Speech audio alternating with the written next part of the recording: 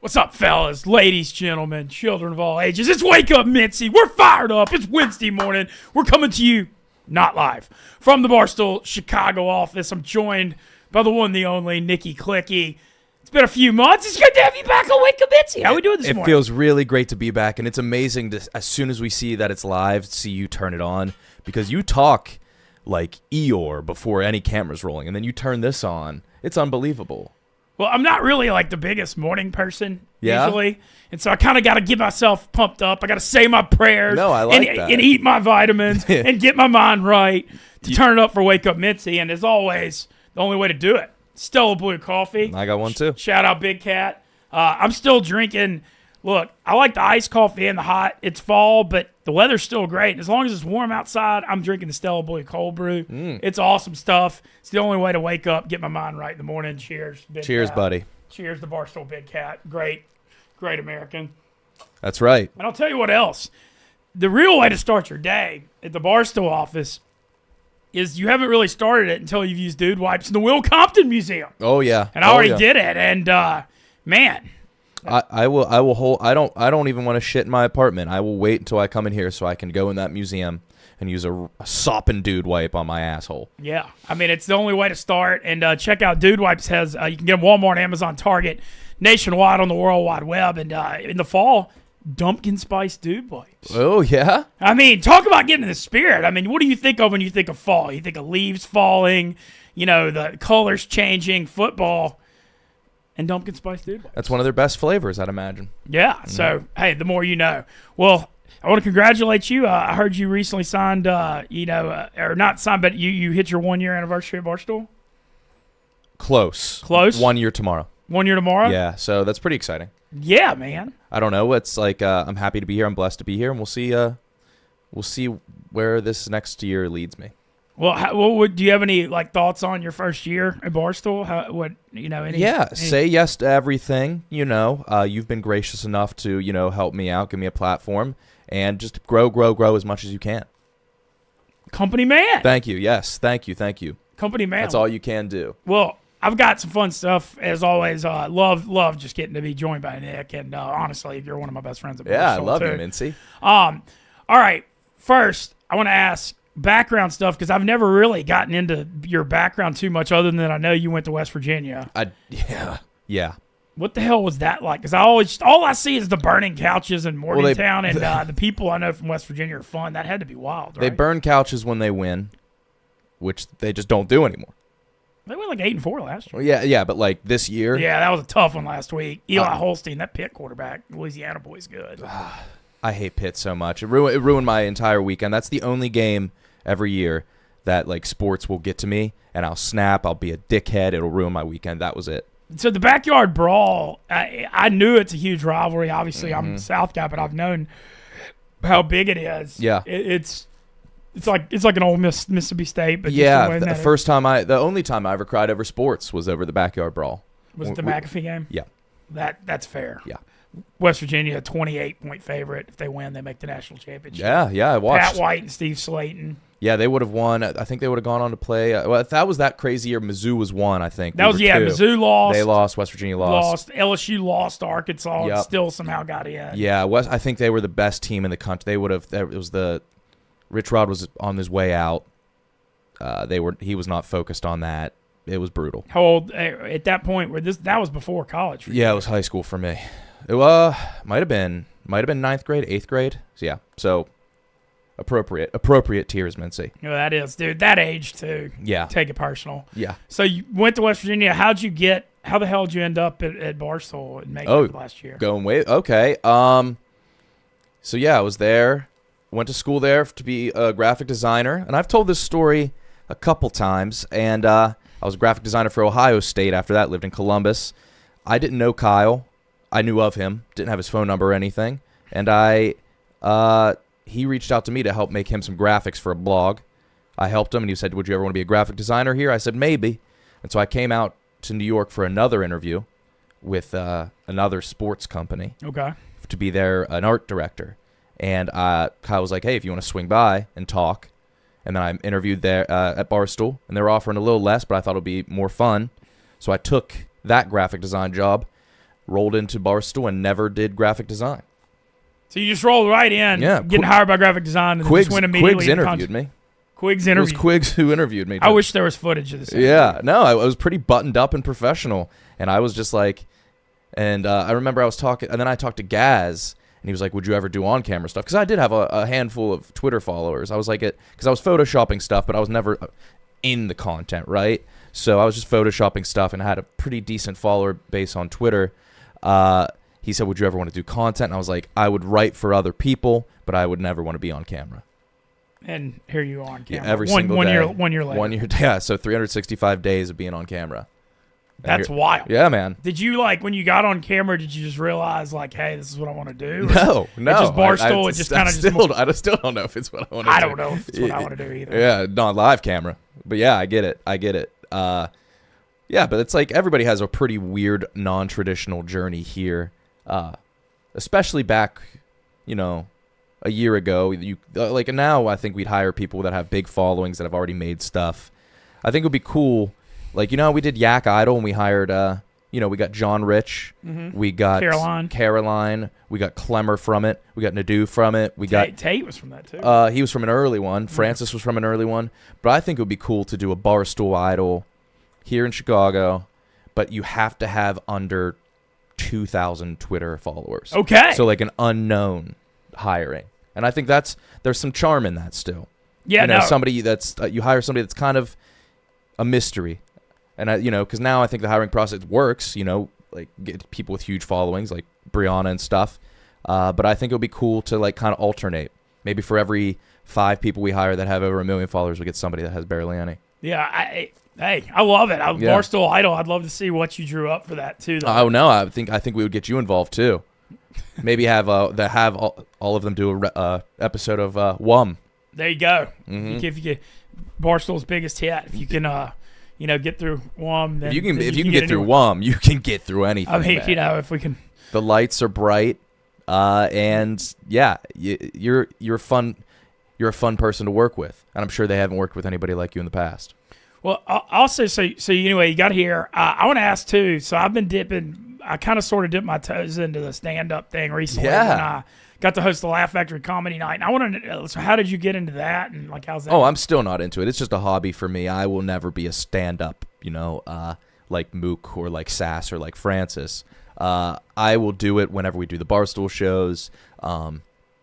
We're doing Out of Order the sketches. We're doing a little tour there. I think I'm doing 15 minutes before that show starts. So it's just kind of when I'm forced into it, but it will never be like my number one thing. I don't have the time to sit and write sets, but those guys, the dedication they have, I don't have that. I don't have that drive in me. I don't have that passion that they have, where they go out every night, they go perform at open mics for 5 people. So I'm not a stand-up, but you and I, like, we will do those Barstool shows, and it's a rush. It's fun. No, I loved it. And you've come up to me and you've been like, hey, I thought of something new for a joke, because you have shit happen in your life that we can't talk about on camera that's really fucking funny. Yeah, that's almost every day. Yeah, yeah. Every day is like a new. I feel like it's crazy to say this, but like something big happens every day, which is insane. Because like what always terrifies me about life is like dying without living.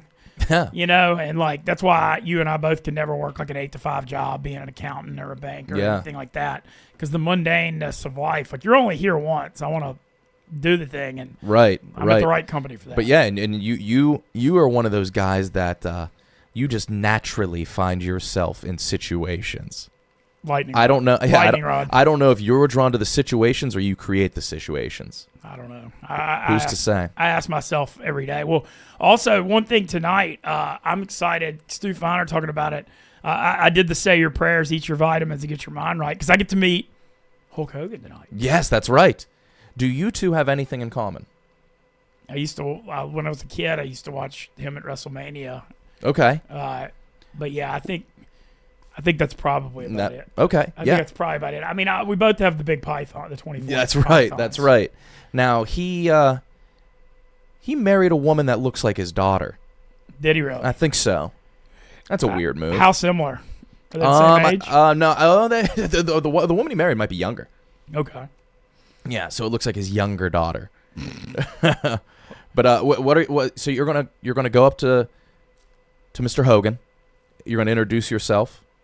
Are you going to try to get a video? Are you going to try to do something? I'm going to feel like my strategy when meeting people is always kind of the same. Like I think there's a thing with it when you get into like the higher end networks and stuff, you just got to be chill and cool. And so I never try to over like announce it. Of course. Yeah. It's like, I think it's a whole thing when you're meeting like big people, like you just got to be chill and laid back and like not overstate your situation. If you could pitch to him a podcast and call it Sup Brother, combine your two Sup Brother? Yeah. Yeah. You two, I think, will hit it off. We could have a leg drop contest. Yeah, that's right.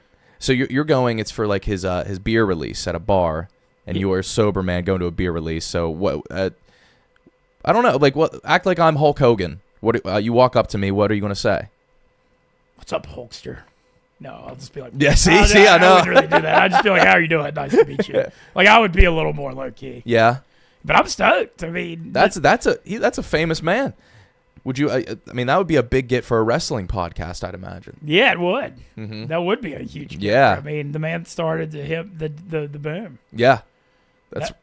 Were you a wrestling guy growing up? I was. So yeah. That's a funny rabbit hole we can get into. Wait, to the point. You've kept this quiet. So I was into it till I was 17 or 18, like Walker level. Yeah. Like psycho. To the point where, this is hilarious. To the point where I was so into it that I was selling old Japanese wrestling tapes on the internet. Really? Yeah, I had like old New Japan tapes and like I had a whole thing. Really? Yeah. Oh my God. Yeah. A lot of people say that's the best company, New Japan. Yeah, no, I was like that into it. And we used to have the pay-per-views and have parties and all that. And it was weird because it was like I was so into it. But it was like right after my senior year of high school, I just like... Who's your favorite wrestler? I was a huge Shawn Michaels. Okay. The Heartbreak Kid. Yeah. The icon, the showstopper, the main event of the evening. And I loved Ric Flair too. Of course. But no, I was like psycho into it, but it was weird. It was like I was so into it till I was 18, and then I was over it. Have you and Walker ever talked about this? Not maybe a little, but yeah, the sling and the wrestling. You were selling tapes, so were you filming the tapes illegally and like selling them online, or I wouldn't film. I remember I just like, yeah, not illegally, but I had like a big library of them. Yeah, and then copy them, and that's probably illegally. My mom had a lot of thoughts about it. Yeah. So wait, what other grifts have you had? What other money-making things have you done? Okay, so my job history, I worked in like a teen center athletic club. I was a kitchen boy at a camp 2 summers. Okay. I worked at... Where was the camp? Alpine and like by Chattanooga, Tennessee, Midtown, Okay. Alabama. Look, I was an 8-year camper, 2-year kitchen boy. Then the other funny jobs I had, I worked at like a used car dealership one summer, like washing cars. Oh, okay. Do you think you could sell a car? Yes. Yeah. I think I'm pretty good at selling. Yeah. I could do that, even though that's a tough hustle, man. Yeah. But then the funniest job I had was in college. I was a paper boy. I was a paper boy for the In Oxford. college? Yeah. Were you on a bike? So I had this route that was like out in the county, in Lafayette County in Oxford. And so I kind of had a racket going where they would pay your gas mileage, and my route was like 53 miles every day. But then I had a gas card from my parents. So it was like I'd get paid for the gas, and I'd get to keep the money. Yeah, okay. So I'd get like overpaid a little bit. But then I had this one day, and I really wish we could copy this. Dude, I'm out there driving around the county, throwing papers, all that. It was an afternoon. Thank God it was an afternoon paper, not 5, 6 a.m.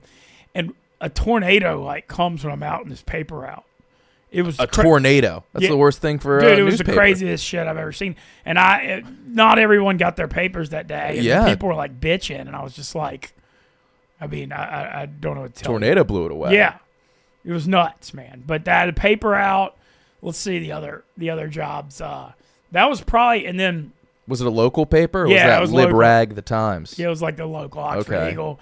And then then I got into the poker thing for like 8 years, and just did that. And then the other random job I had was when I was like making salads and pizza at Proud Larry's when I was back at Ole Miss. Proud Larry's. Oh okay. yeah. That was of the jobs I had. That was the most humbling and good one though. And that was after poker, so was that all your big yeah. winnings? So like I always say, it's a long special fall from 75th in the World Series main for $90K to making salads for $7.50 an hour at Proud Larry's. At Proud Larry's. Yeah, that's a real. You have to really fall. What was the moment you realized? Were you naturally good at poker as soon as you started? Yeah. I've got this weird mind. What? And so I can do mental math and like process stuff, and I'm one of these and I know a lot of people that have this personality thing where it's like I don't want to say it's like addiction based, but like whatever I get into, I just go all in, and it can be good, it can be exercise, blah blah blah, but then it can be bad if you're like partying, whatever. And I got so into poker, we started playing $5 games in the ATO house during the Chris Moneymaker boom, and I just got super obsessed with it. And then I started going to Tunica, Mississippi, an hour north, and playing like low stakes and like studying and all that. And then I remember my buddy was hammering me for like years trying to get me to put money online just so he could get the referral bonus. Oh, okay. And then I put $50 on Party Poker in like 2004, and I accidentally deposited. Like I didn't think it went through, so I deposited 2 more times, and then I had like 150. And like the moment I did that, it was like I guess I got to do this now. Yeah, and did you have the 150 to even put in? Like, was this like, oh fuck, I gotta make some money? Yeah, I was a broke college kid, and then what the real moment that really hooked me on poker was like 2 years in. I mean, I just did it for fun, had a few $100 in my, like any broke college kid, and it was like April of 2006. I'm playing like a little $22 tournament on Party Poker, and I'd never even made a final table, and there's like 2,339 people in this thing, and then I just win the damn thing for like $10,000 off 20. Really? Oh, that's infinite money when you're that age. Age. God, I thought I was rich. What did you do? What did you buy? Anything I took big? all buy my friends stupid? to a huge steakhouse dinner at Como Steakhouse the next day. How much did that end up running you up? It was probably like $500 or $600. Okay. And then did that, but then I just like right when I won that $10K, it was like from that moment I didn't care about school and all I cared about was poker. Were you ever a strip club guy? So a little bit. Yeah. So the old days, like before, there was a famous strip club in Memphis called Platinum Plus. Okay. They got shut down. Was it plus sized? No, but it was the wildest place in America probably. And a few of my friends had bachelor parties there, and like, I mean, I'm not going to name any names on here, but one of them like got on the stripper like whipping his ass with the belt on stage. Yeah. But Platinum went down with a big drug and gun ring. Oh damn! But what did you like about it? Well, the funny thing about my buddy one of my best friends always used to say, like Ben Mintz, shark at the poker table, fish at the strip club. Oh, yeah. So I hadn't been to a strip club. Why, would you forever. get ripped off? No, it was just like strippers could sense my desperation. Oh yeah, they could be like that dude. So and it would be like they would could they sense it or feel it? Well, they would just like it was like they were like wolves. Like they'd keep coming for me, and I'd be like nah. And after the 5th or 6th time, I'm like, all right. Yeah, they would get you. Yeah. But it was, so hadn't done that in a long time, though. Okay. But, yeah, definitely shout out RIP Platinum Plus, though. Just all-time iconic spot in Memphis. Man, anybody that knows about it knows. I mean, it was really... Was it grungy, or was it, like, well put together and nice? Like It was huge. It got a little grungy in there, but it was one of the wildest places in America. There was some grungy ones. I was never a strip club guy. I've been to one for a bachelor party. I just looked at the top of my shoes, didn't spend $1. But there was one in Wheeling called Dangerous Curves. Dangerous Curves. Yeah, it was what a name. Yeah, and it was for the healthier, for the ladies. Okay. And the private grab onto. Yeah, the private room was a closet without the door and a shower curtain up, so you could see just like ankles. And I saw my buddy's shoes once. Well, I've been to that one once, but that was just for a joke. But I saw my buddy's shoes once with his pants around his ankles, so because you could see their feet from the bottom of the curtain. That is wild. Yeah, you would have loved it. You would have loved it, Mintzy. Maybe 20 years ago, I would have liked Dangerous Curves. That's hilarious. Yeah. Wheeling, West Virginia, man. I mean, I went for Rough and Rowdy. Oh, yeah? Crazy place. Wait, you were in Wheeling? Which one? I went to the one, it was right after I got rehired. Oh, okay. Yeah, so it's not a crazy place. It's pretty boring. Not too much to do. It was like 40 minutes from Pittsburgh? Yeah, probably an hour drive from Pittsburgh. What's Pittsburgh like? Because I've never been. You've never been to Pittsburgh? Never been to Pittsburgh. Oh, you are a Pittsburgh guy. It's gritty. It's a small town. I think it's beautiful. You know, it has an entrance. You go through this tunnel through a mountain. City appears. You see all the yellow bridges, Clemente Bridge, and I'm a sucker for good branding. The whole city's black and yellow. I love it when all of the arenas, the park is right there in the downtown. I think that's a thing that's, if Soldier Field ends up moving, I think that's a tragedy. I don't like it. Like, where's Where's the Superdome. Mercedes? The Superdome's it's in NOLA. Yeah. And so is the Blender. Yeah, they're next to each other. Okay. So I think the thing with you bring up that NFL stuff, I've always been super outspoken on the $1 billion stadiums in the suburb thing sucks. Mm-hmm. Like, I would rather have a stadium that's got character, that gets rowdy, where everybody can walk from the main part of town. Yeah. You know? So my folks lived in San Francisco for 4 years when I was out of college. And when I would go there to visit, I always wanted to see a Niners game. And that Levi's is like... hour away. More, yeah. Santa Clara, yeah. I hate all that. I don't know. I know that they build these, like, super nice ones, but man, I mean, you should go to Pittsburgh. I think you'd like it because it's gritty, small town. It is a small town. Really? You know, it just and it's just, you know, it's different. I like it. I love it. Justin Fields or Russell Wilson? I want Justin Fields to work just because he's younger. I think that just makes perfect sense. But I want whoever's best. And I really wish Fields could put it together. Russell Wilson has a tendency to play hero ball, which I don't really like. He's not the Russ, obviously, from, you know, Super Bowl winning Russ. So he's no longer Mr. Unlimited? No. Yeah, he is. He'll always be Mr. Unlimited. But no, I would like Fields to work. All I want from the Steelers, so they have a Super Bowl caliber defense. Oh, unbelievable. I mean, like first 2 weeks of 10 points in 2 games. Or no, 16 points in 2 games. Big Cat said it.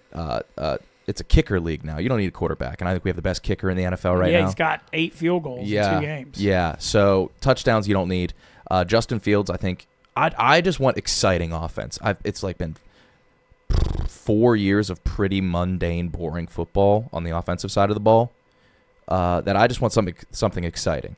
But if one of those two can figure it out, Jerry said if the Steelers can put up 20, he's confident they'll beat any team.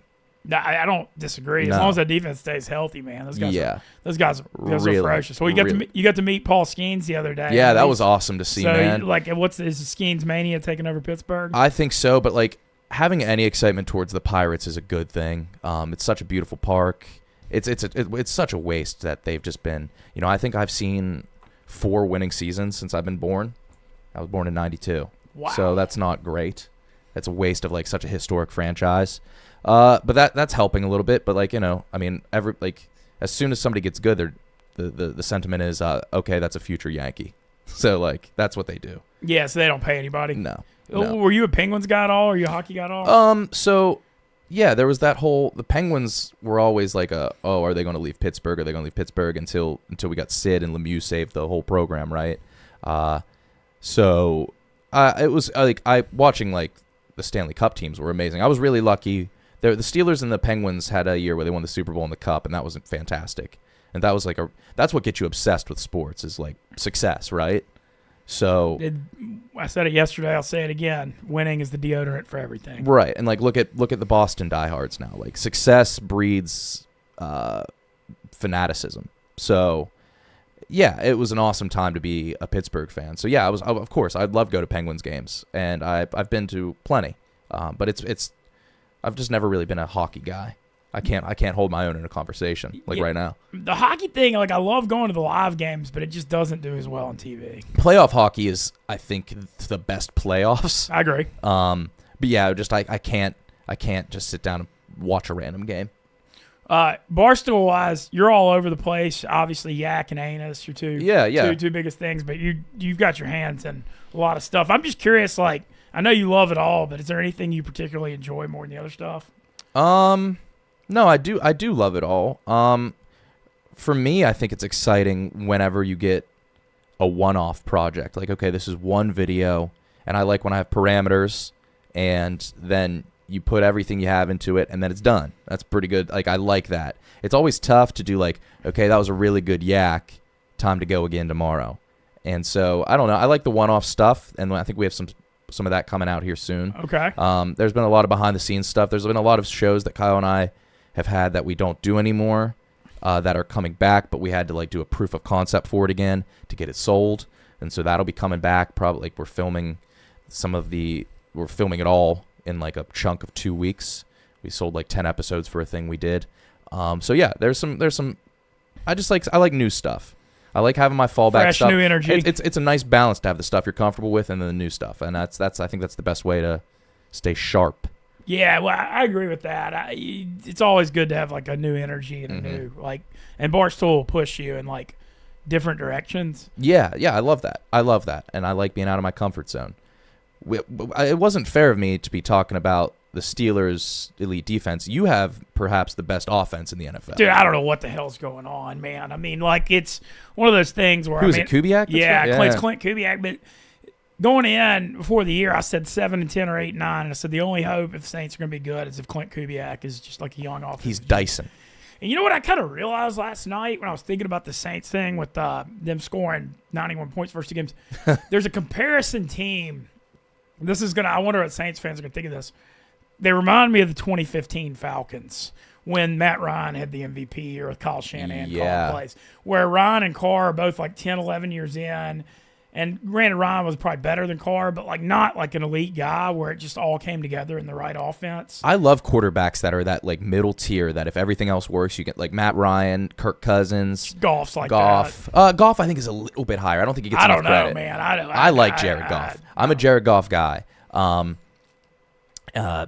it's like play-action quarterbacks. Yeah. But I think Carr he's playing fantastic. I mean, it's unbelievable. Like were you expecting this? No. Like I said Alvin turned back the clock. Yeah, Alvin Kamara's looking like Marshall Faulk. He got Shaheed and every Olave time I turn on every time I turn on the TV, Shaheed, like it seems like he catches a 50+ yard catch every game. Yeah, I've actually got a thing on him with DraftKings. You can bet the alternate overs.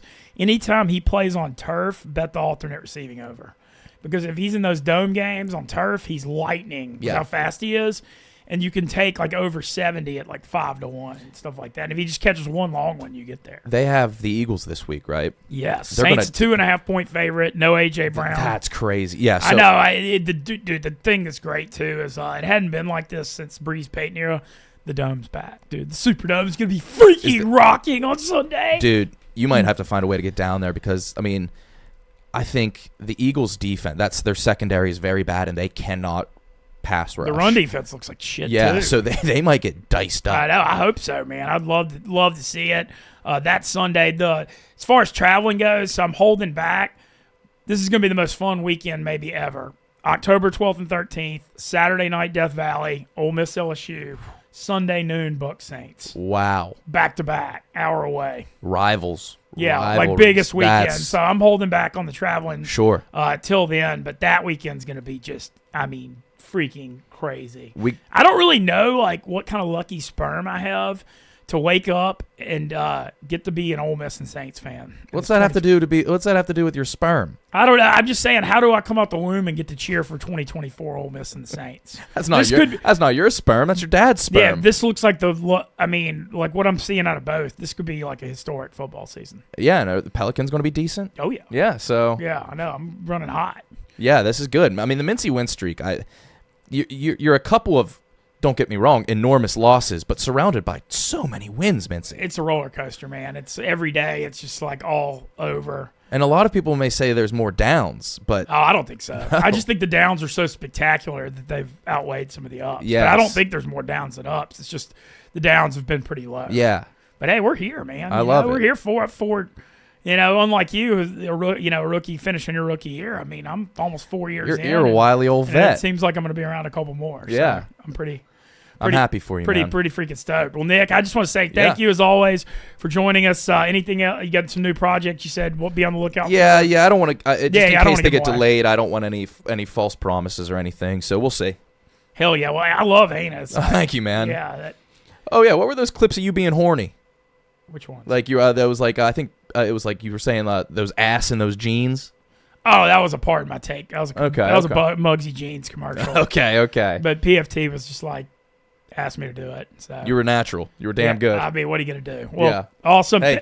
Thank you so much for joining us, Nick. See you, Mintzy. Turani on Wake Up Mintzy. Thank you for having me. But yeah, dude, thank you for coming. You have a ton of projects, and so I appreciate you giving us some of your morning. We're about to be joined by Tyler Moody to talk a little football before we get out of here. Always great to catch up with Nick, though. One of my favorite people at Barstool. I mean, everybody's cool at this company. I get along with everyone. Don't get me wrong, but Nick, he's one of my best friends here. And just one of the funniest people I've literally ever met in my entire life. I mean, everyone knows when you see Nicky, you clicky. But A lot of football stuff to get into. The biggest thing I wanted to touch on today is the body count in the NFL so far. Play fantasy football, they said. It'll be fun, they said. 2 weeks in, A.J. Brown out a few weeks. Cooper Kupp, ankle injury out a few weeks. Christian McCaffrey, IR. Tua, IR, concussion. So many bodies. Isaiah Pacheco for the Chiefs, 6 to 8 weeks, fibula. It's a body count already. And, it's frustrating. We were taping the Fantasy Football Factory pod presented by DraftKings here after this. We're going to talk about how to adjust to that because it's just crazy how many people are already out. The Tua thing is the biggest one. He's on IR now, and they got to be really careful. I mean, he's obviously had multiple massive concussions already. I'm curious if he comes back this year, but just really hope he stays safe because, it's just scary. You see his fingers twitching and stuff. Just absolute nightmare if you're on Tyreek Hill, etc. Oh, one other thing I want to mention, too. All these media people that just need stuff to talk about during the week, all this who should Florida hire when they get rid of Napier because they suck, and everyone keeps saying Lane Kiffin to Florida. Lane Kiffin ain't going to Florida. You ever been to Gainesville? You think he's going there? Hell no. They don't have that much money. It's a new world in football with the NIL, in college football. Florida's going to have to buy Napier out $13 million, then they'd have to pay Lane $12 million a year. Then they'd have to get all the NIL money to get top players. That ain't happening. Let's be realistic. I'm not sitting here saying Lane Kiffin's going to be at Ole Miss forever. I think there's a chance he could go to the NFL at some point too, but he ain't going to Florida. I can damn sure tell you that. And I think these Florida fans are living in an alternate reality. It's a different era now with the NIL and money, and he gets paid like $10 million a year at Ole Miss, and they spend a ton of money in NIL, and Oxford's a hell of a lot better town than Gainesville. So media people, quit being lazy, find something else to talk about. Because the Lane Kiffin to Florida thing, I can damn sure tell you ain't happening. And I'm not unrealistic. I know he ain't going to be at Ole Miss forever, but it won't be to the University of Florida. The one he would have taken was a few years ago when Miami hired Mario Cristobal. Lane was the runner-up for who they were looking at. Now, Lane at the U would have been insane, but it seems like Cristobal kind of has it going pretty well now. But I took a look at the early lines, too. Some fun college games this week. Tennessee at Oklahoma. Oklahoma's first SEC game ever, a Saturday night home game, hosting Oklahoma's favorite son, Josh Heupel, who won the national championship at Oklahoma in 2000 as a quarterback when they beat Florida State 13-2 in that shootout. But now him going back to Oklahoma, Tennessee's a 7-point favorite. It's like 59. That matchup is fascinating. Maybe not the best slate of college games overall this week. I think you're going to see LSU's like a 25-point favorite of UCLA. I think they're going to cover easily. I think UCLA is one of the worst teams in America. But, the conference games will really, really start picking up here and there. One funny question I have is Florida State's 0-3. They're a 2.5-point favorite over Cal. Could they lose yet again? I think it's possible. Cal has a good running back and a good defense. They already won at Auburn. I don't know how far this Florida State – this could be like a 3-9 or 4-8 situation coming off an undefeated season. It's one of the wildest swings I've seen, but I feel like they're falling and it's just like a free fall and you keep waiting on them to bottom out and it never happens. Should be quite the barn burner in Starkville, Mississippi when Florida travels to Starkville. Florida's a 6-point favorite. Somebody's going to win this Florida-Mississippi State game. Not sure who it is, but that was interesting. Barstool, shout out, college football show, going to Auburn for Arkansas and Auburn. Barstool Show's never been to Auburn, so look, obviously it didn't go in that well right now for the Hugh Freeze Auburn era. I don't know what the hell he was thinking, seeing Peyton Thorne play quarterback for a year last year and being like, you know what, we don't need a quarterback. We don't need to take a transfer. And then he benches Peyton Thorne 2 weeks in. Not trigger happy at all. But he had a full body of work last year to see that he sucked, and I don't really know what they saw to make them think, hey, this is our guy. But Auburn hosting Arkansas should be a good turnout. Look, I'm hating on Auburn's team. They have an awesome atmosphere. Their fan base is great. I went to the Ole Miss Auburn game in 2003 was the only time I've been down there. But they packed that stadium, and they're really good fans. So I can't wait to see the turnout they have with the Barstool Show. And then, as I mentioned, what I'm stoked about tonight, get to meet Hulk Hogan, say your prayers, eat your vitamins, get your mind right. That's pretty much my thoughts on my motto for today. Anyway, we're about to get out of here. We'll be back tomorrow As always, Wake Up Mintzy presented by the fine folks of Dude Wipes. Check out their Dumpkin Spice fall flavors. Let it rip with Dude Wipes. I'm going to go drink some Stella Blue, get my mind right, because we're going to tape the Fantasy Football Factory presented by DraftKings here in a minute. Have a hell of a day, boys.